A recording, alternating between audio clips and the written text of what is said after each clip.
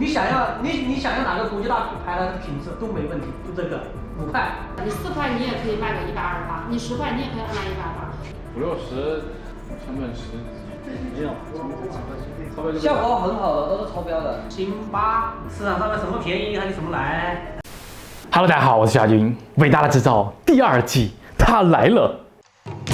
这个行业是最累的，还又不赚钱的。你上哪找工人？谁给你干的？今年疫情是没办法。工厂把利润点放得太低了。我们不是有自己品牌吗？没人接。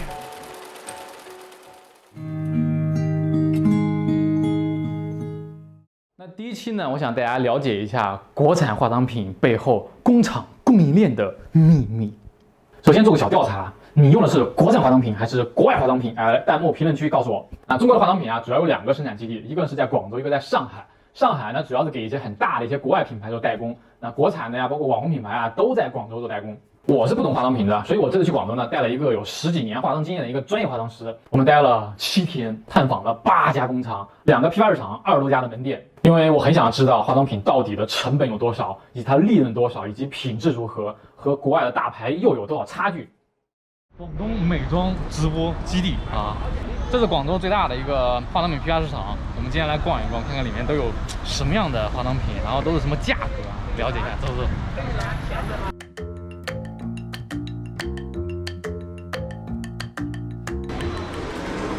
这款是最好，对，眼影，跟我买的差不多。眼影感受一下有没有差不多？每个盘子成本大概多少？你如果是跟我这个一模一样的话，做出来6000个的话是14块钱。像咱们这样的话，他们有些品牌我们要零售的话，大概是多少的价位？你说你自己定价就可以了呀。这个牌子之前它在淘宝是有自己的一个旗舰店的，但现在没有做了。他们以前是卖128一个的。进口料嘛，进口料有，这个是进口料，这个你刚拿现货都要20多了。你摸一下这个粉跟那种粉是没法比的，就是价格高，但因为现在人都是想要低价的，你说高价的也能做，就是说可能你后期卖的话会比较难卖。25现货拿的话。就加这个包材吗？对，包材一起成品。就是这整个25。很骚气。8块。8块。就算好的了，下面那种都便宜的，几块钱的也有，2、3块、3、4块、4、5块的都有。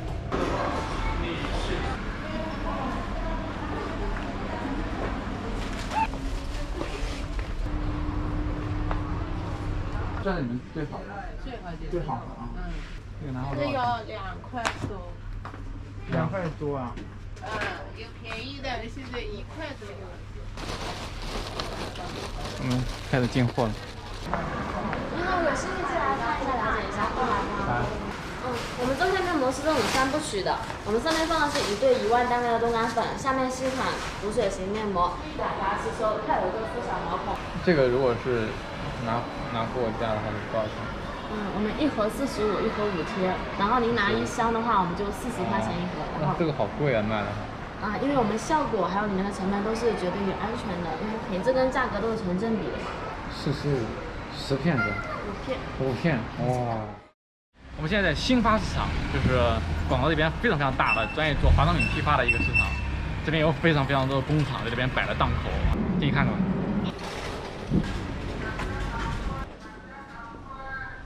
这个11块8，15块8。这也分线上吗？很保湿的，你看我这边，然后我这边，它基本上就是很自然。太烂了，什么呀，狗屁还水润，一点。人家卖16块，你看怎么样？但是我都想这个东西要用在皮肤上，皮肤都用烂了。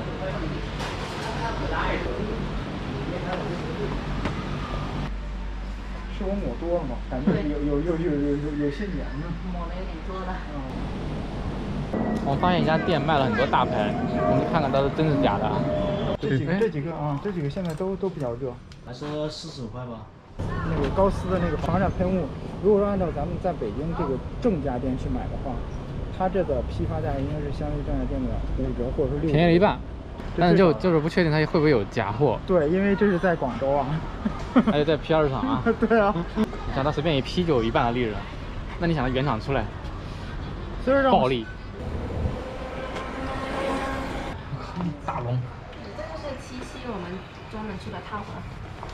这套拿货到。这个300支的话就是95，然饭，拿就105块。那这个套盒多少钱？这个59。哦，7件，然后3支口红，一个睫毛膏。对。那这个一般多少钱？18块8。18块。3个色号是吧？对。那怎么拿呀？这个？或一打12个。12个多少钱？一个15块，12个的话就是180，它原价是卖到30多块钱一个，零售价是138。你看牌子还是咱家比较好一点的刷子，就是有没有动物毛的？不出毛的。你拿货多少钱？150是厂价啊。拿多少钱？你要5套10套都可以，我们这个零售价都是几百块钱一套的。价格是？这种130。这种是130。是14支啊。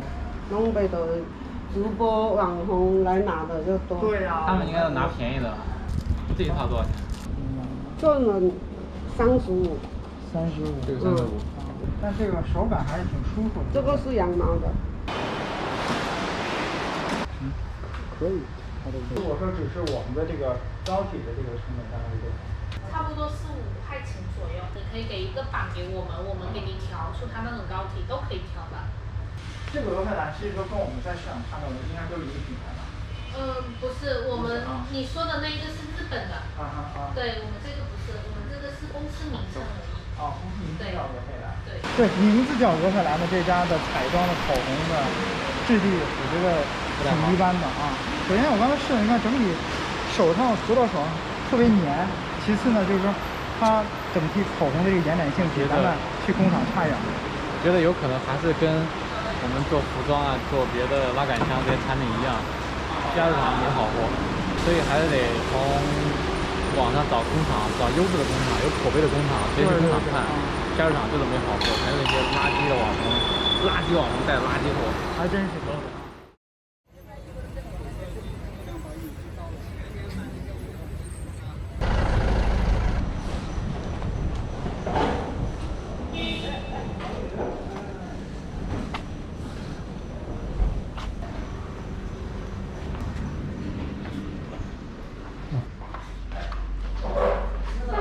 那咱们现在这些色料是进口还是国产？看什么色料哈，有些是国产就 OK 了，有些大部分是进口，国产是没有的。像就是这种色系来说，比方说像这种油彩色系，一般据说这个用进口的还是国产？我们讲色粉色粉的话都是进口的，国内的话基本上没什么。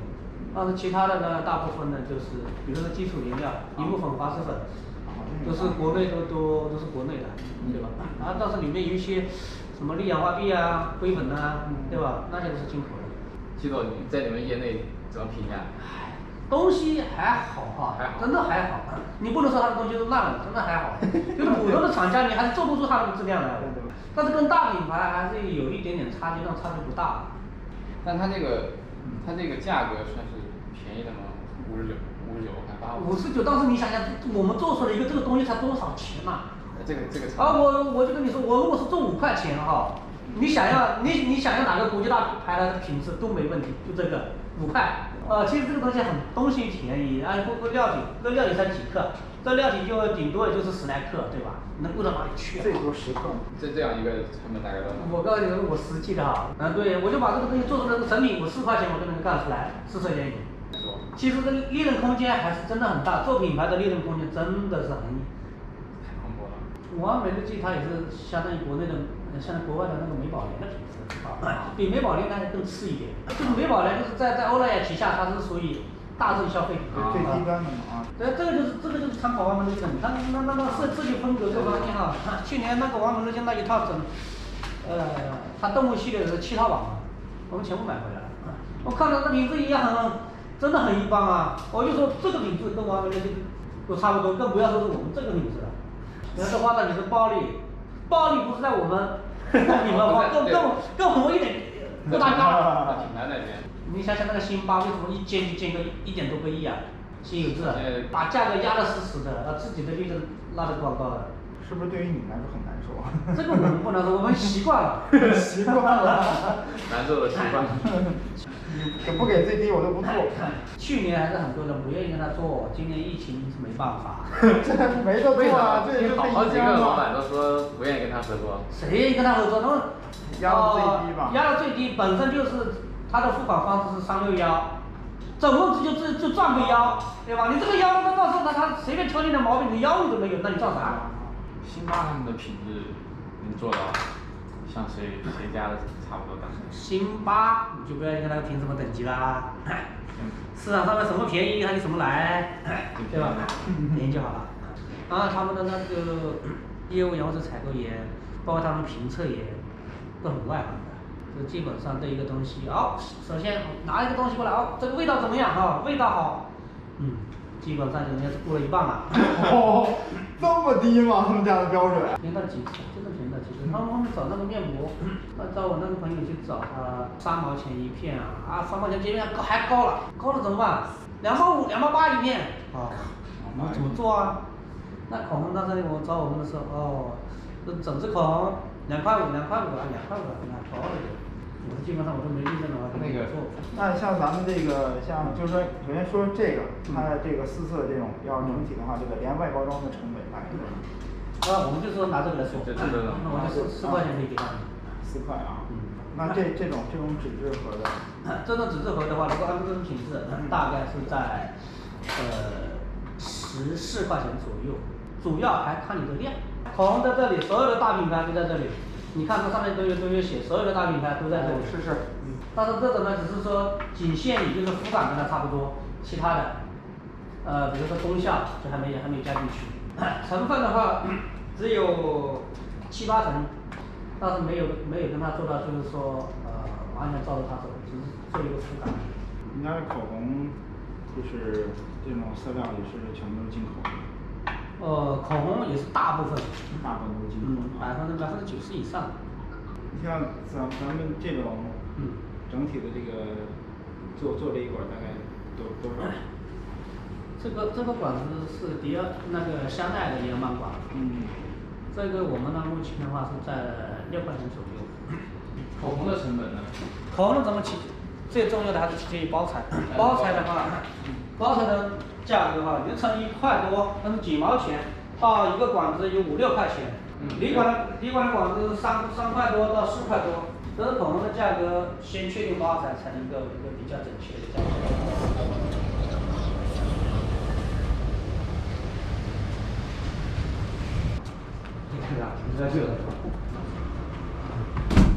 原料这个东西有国产有进口，你看像彩妆这一块色粉我们一般都用进口的太阳能色粉，口红之类的，口红其实呢它就是很多还是以蜡为主，蜡我们就用好一点的红蜡。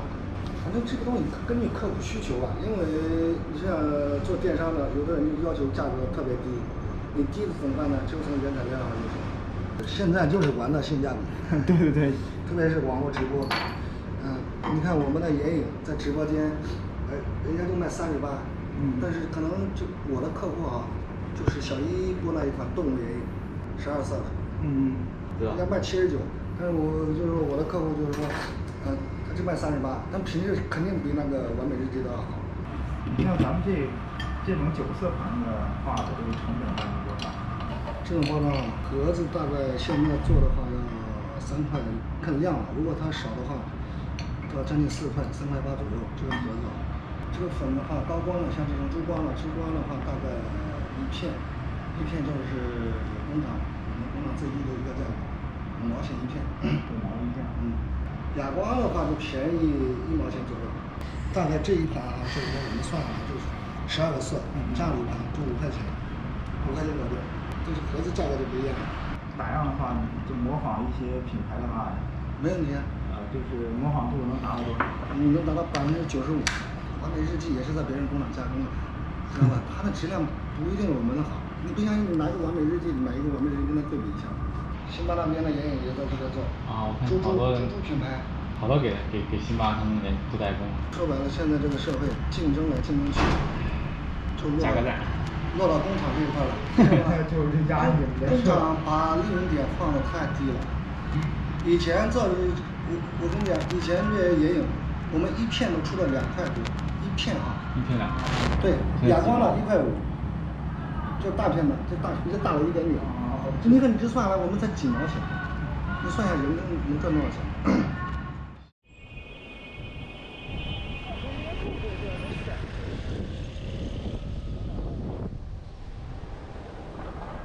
我看员工都不戴口罩。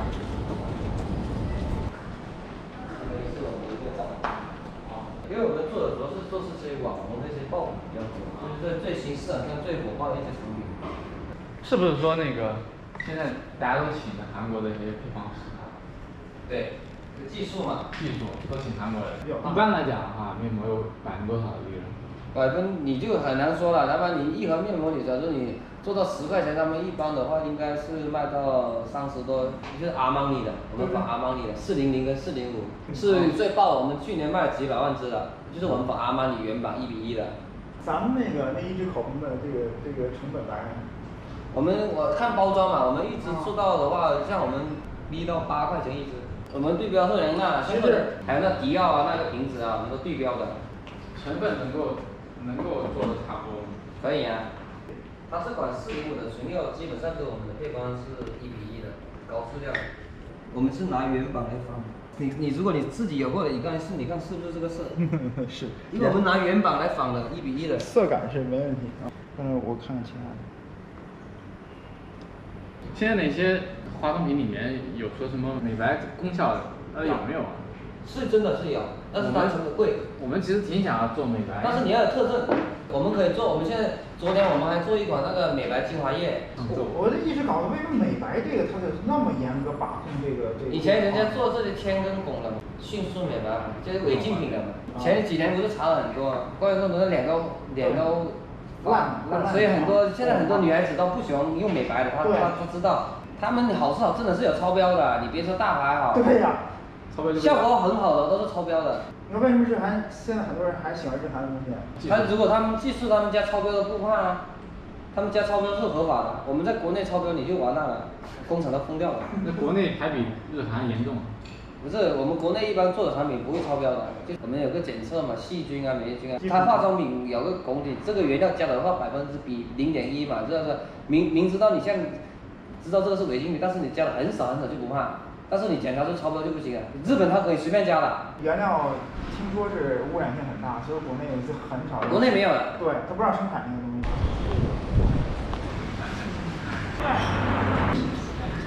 我们刚看完一家化妆品，看样子还挺有钱那种，但是哥们一直在吹，从头到尾吹到底，我操，这了不得。阿玛尼也可以，赫莲娜也可以，那你干嘛不做赫莲娜？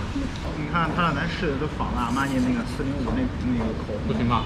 根本就涂不开，你刚垃圾狗屎！而且它那个香精的那个添加还特别多，太香了，根本。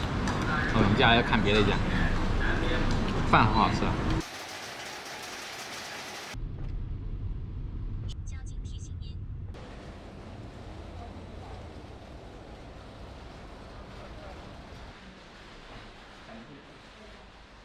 这个批发价是6块钱。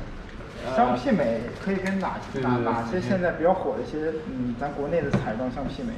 如果小奥丁，它这个里面的成分进口的但是都是有备案的，有些仿制是我们自己国内自己做的，外国可能就没这种材料工艺。其实很多人都是关注那些，看见市面上有什么新品就火了嘛。对，然后再做一个平价代替嘛。克拉奇，他们的质量怎么样？它那种在天猫上，它是售价我看是售在49还是59啊，反正50-60一点。对，50-60，成本10几。没有，成本几块钱，2-3块钱。假如说你们是不是可以承诺说，哎，我们绝对是跟他一样的，或者是肯定比他不差的？那质量问题啊，质量或者成分啊、配方那些。那可以。没有承诺。90%吧，那个如果你拿原版过来，我给你调的话，90%。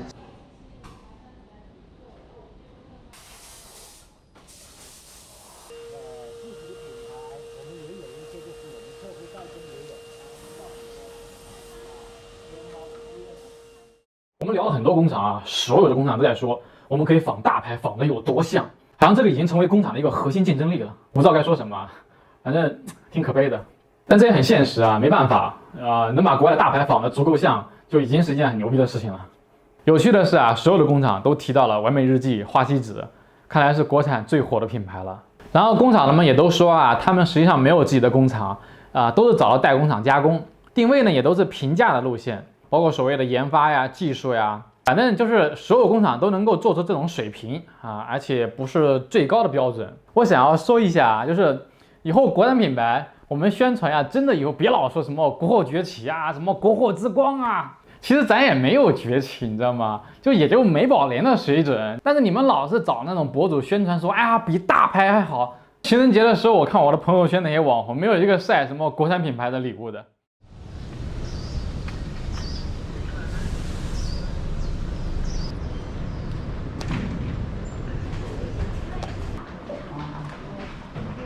眼影的色粉的话，其实每个国家的标准是不一样的。然后产品的话，其实色粉国内的也有，但是它的里面的铅汞含量这些的话，其实你是看不到的，你都要去测。对，就怕国内的会超标。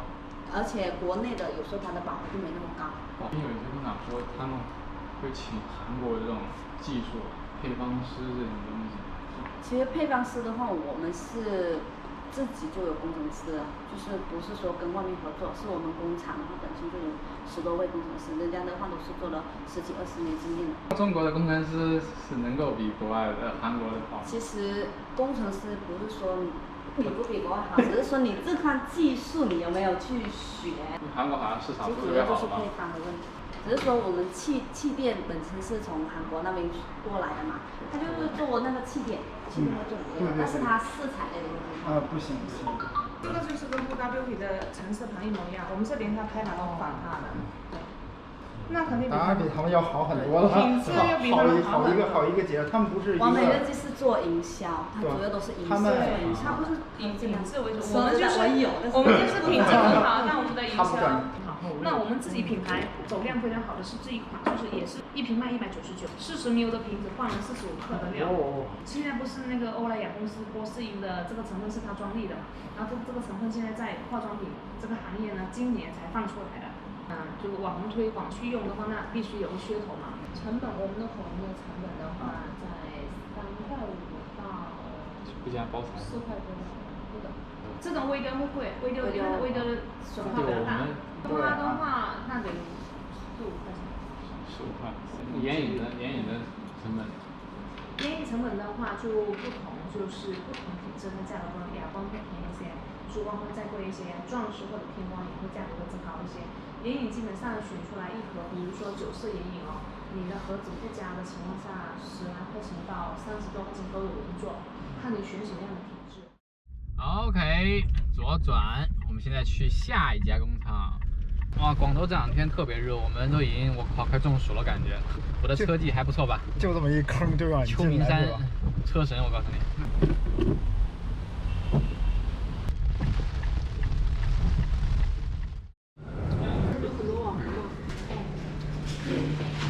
那这种多少钱？就比如说你们零售的。零售一个一套啊，888。那么贵？128、168、198都卖，真是。最好的这种口红。没有最好，只有更好。你拿一个迪奥的拿过来让我们仿，那仿过来你成本就核算嘛，你不可能太高啊。你光看成本的话，肯定不会超过10块。质量是能达到的。可以啊，完全可以。就我们仿的999。对，其实你看那个999，我们用的这个色粉跟迪奥的是用的同一个工厂供的货。就你可以拿到他们一样的品牌。这都是他供的呀。国内你说国产还没有色粉啊？对。那么夸张吗？没有。因为这个东西你提炼它有污染。就所谓的那个不沾杯，它是什么原理呢？里面加了一个成膜剂，我们都不做那个不沾杯的位置，你卸的擦都擦不掉。对呀，就是用专业的卸妆的东西。卸妆水啊。涂在嘴巴上皱皱的嘛。你这没皮肉呼吸，都封死。拔干，它一个成膜剂给你封住了。它等于在嘴巴上说白了，通俗一讲就是那个保鲜膜给你保。对。为啥？老师我给我搜了一些大量资料，我说怎么都没有这个东西，到底是什么？它都不写。都不写。大品牌都不写这个东西。对呀。我发现。有些说那种唇釉里面有什么那种唇膜呀，或者什么玻尿酸之类的。可以加。可以加。它效果怎么样？其实它就是个概念。就那一点点效果。有修复的功能的那个不是它的就是个卖点，好比说加什么提取物呀什么的，也是一个卖点。所以本质上口红是不具备什么功效的，就好看，它可以淡化唇纹，然后提亮唇色，这个功效是有的。你要说通过这个嘴唇能治很多那个，那就夸大宣传了。那些差的口红，它会有什么不好？通常说就是不好的它这个，它会对这个唇逐渐的这个色会沉淀下来，使这个唇变得暗淡。国外的大牌是不是有什么专利技术啊？口红在哪呢？最难仿的就是香味，这个真的是专利。不要拿客户的眼来眼霜，你仿吧。成分表有，你仿出来的能达到70%、80%的，就真的很好。哇，那已经高很多了吧？你看现在国内有人做高端的，不管没有最高，不管你口红上看咱们中国的100多块钱的，还有几十块、80、90的、50、60的，它其实成本差不多就5到10块。你真的特别便宜的，太便宜了，4块到10块的，你4块你也可以卖个128，你10块你也可以卖128，你4块你也可以卖个19块9。你说出来，你要想利润低，你成本10块，你也可以卖个19块9。唇釉最贵还是口红贵？差不多，价位差不多。那我们现在跟韩国的口红怎么样？不管是国内的品牌还是国外的品牌，那个品质，它就是原料和就是光看这个不看它的运营成本，就是10块钱左右一支的，就是那种高端的，就看你怎么去卖，怎么去运营了。像那巴西他们一支口红卖那么贵，卖那么好，是不是成本到20、30啊？没有这么高。这是口红里面的膏体能量。对，这是已经做好的。这样板。这一间屋子就可以直接把口红生产出来，不是哪样？对，样板，调什么颜色配比，最终去做大货的在车间去写这个一定的比例的一些原料，多少，然后他写好了之后，然后最后再进行微调。大概一个口红有多少种就是成分的配比？带上色粉的话就是20个左右，20个，对，20个成分。做口红的话，它主要几个工艺的话，一个是称样，称完样之后就溶。我们口红里面的原料大概其实就是3类，一个是油脂，一个蜡，一个是色粉。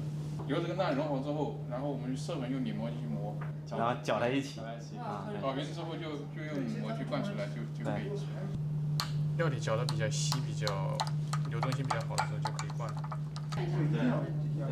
这样吃色，像4、50。这一款的话是我们仿那个花西子的那个做卷型，大概不够5分钟，蒸的时候往下按就好了。成型了。这个当那个复古红，好，我们回头抽个奖好吧？300块一个，它中间有条缝看到没有？这个线大家不喜欢。这条线的话没法搞掉。他有些人他就不喜欢这个线。硅胶的就没有线了。直接成型的就是一个圆圈，没有结合的地方，这个做出来外观比较漂亮。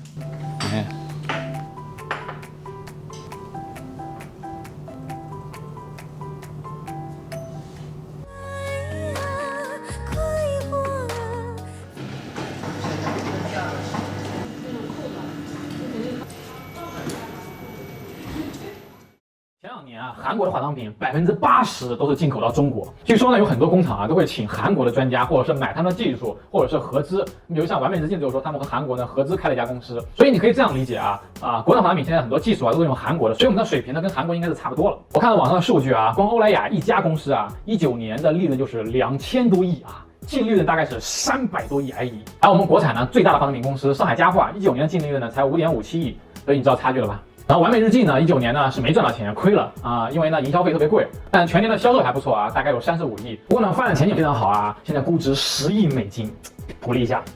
这里我想认真严肃的说一下利润这件事情，来，灯光摄影给我特写画面。化妆品行业太他妈暴利了！我早知道这么大的利润，我就应该去泰国变性做手术，做美妆博主。哎，我现在还来得及吗？59块钱的试色眼影，成本竟然只有5块钱，全场只有5块钱。化妆品行业都是贼吗？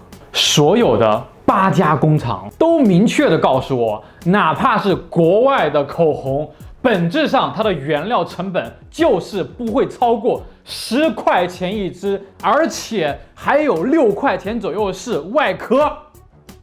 复古品的利润更夸张，这次我都没敢拍，怕隔着屏幕把你们吓出心脏病。得，这些视频发出来以后又要被行业封杀了。OK， 那以上呢就是这一期国产化妆品产业链的调查啊，有做的不足的地方呢，我知道，不用你说，好吗？太费钱了，真是的。拍这一视频我花了9754块钱，来谁帮我报销一下好吗？所以说呢，你们真的不给个点赞呀、收藏呀、转发呀什么的吗？好吧，你们肯定要说下次一定。唉，本来我们准备了30个，也就是国内最高质量等级的小粉扑吧，想送给大家。哎呀，现在看来，谁给我3年我就送给谁。哼。